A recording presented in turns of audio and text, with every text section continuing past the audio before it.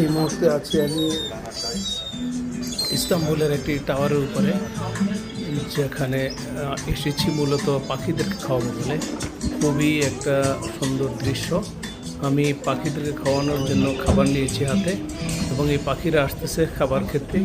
খুবই সুন্দর এবং অসাধারণ একটা দৃশ্য। খুব এনজয় করছি, মাশাআল্লাহ। পাখিরা আসতেছে এবং তারা আপন মনে খেয়ে যাচ্ছে।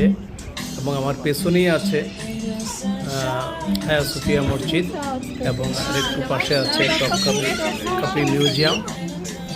এবং এক অন্যরকম অনুভূতি কাজ করছে আমার ভিতরে, সত্যিই অসাধারণ। এখানে কাছের থেকে এসে না দেখলে আসলে বোঝানো খুব কঠিন। এবং পাশে আছে বসফরাস নদী, যে নীল জলরাশি আমাকে খুবই টানছে, এবং পাশে প্রচুর লোক বসে খাবার খাচ্ছে এবং তারাও এই দৃশ্য উপভোগ করছেন। আর পাশে আরেকটা মসজিদ আছে, যেটা হলো ব্লু মস্ক মসজিদ। সেটা তো আমি ভিজিট করেছি।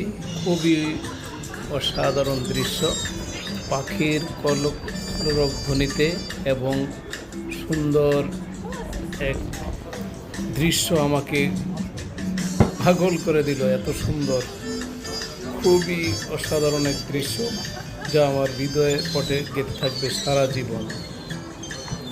এবং ইস্তাম্বুল আসলেই সুন্দর শহর।